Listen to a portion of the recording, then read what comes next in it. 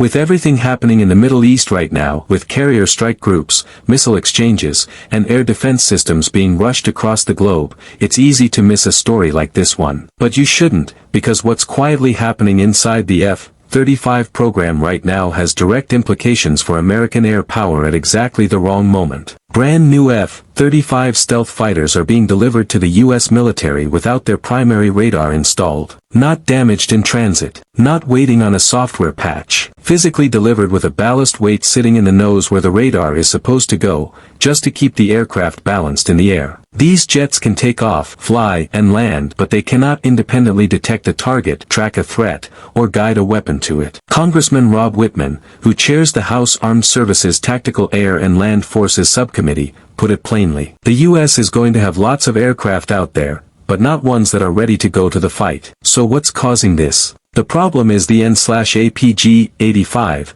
the next-generation radar that was supposed to be the centerpiece of the F-35's Block 4 modernization package. This is a significant leap forward from the current APG-81. It uses hundreds, potentially thousands, of small transmit and receive modules to electronically steer the radar beam without any moving parts. That means faster target tracking, better detection range, and much stronger resistance to jamming. It's genuinely a more capable system, but getting it certified has turned out to be far more complex than anyone planned for. The older APG-81 could be certified in a matter of days. The APG-85 requires a significantly longer validation process because of how deeply it integrates into the aircraft and how much more capable it is. The jets in Lot 17 were built expecting the new radar to be ready. It wasn't, so they shipped without it. Here's the part that makes this particularly difficult to fix quickly. The APG-85 isn't a simple drop-in replacement. It requires a completely redesigned forward bulkhead, which is the structural section of the aircraft that physically houses the radar. Because that redesign has already been done on these new jets, you can't just slot the older APG-81 back in as a workaround. The airframe has been built around a radar that doesn't exist at scale yet. Engineers are currently working on a revised bulkhead design that could accommodate both radar types, but that solution isn't expected until Lot 20 production, which is scheduled to begin in 2028. That's roughly a 2-year window where newly built aircraft are missing their core combat function. The Marine Corps is going to feel this first. F-35B variants, the short takeoff and vertical landing models, are expected to start arriving without radars within months. The Air Force and Navy will follow later in 2026. When you look at the production numbers involved, the Pentagon's F-35 contracts cover up to 126 aircraft in Lot 17 and around 148 aircraft in each of Lots 18 and 19. Depending on how long the delays run, more than 100 jets could potentially be affected. International customers won't face the same problem because the APG-85 hasn't been cleared for export,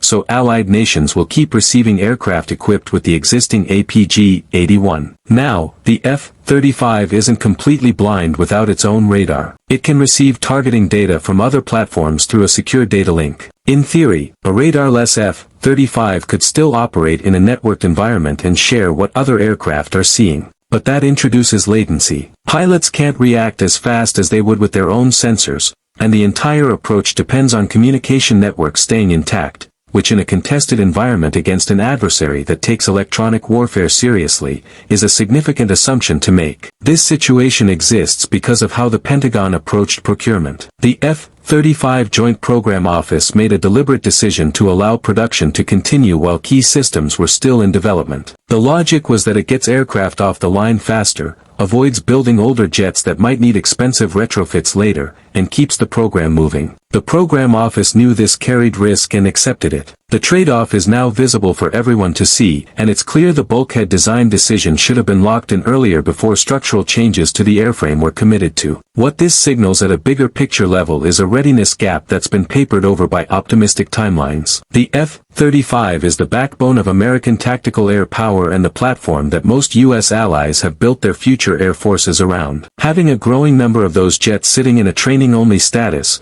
prohibited from combat operations, during a period when American forces are actively engaged in the Middle East and deterrence demands in the Pacific are intensifying, is not a comfortable position to be in. The aircraft exist. The capability doesn't. This is one of those procurement stories that tends to get buried under the weight of daily news, but it deserves attention. Now you know why it matters. Until next time.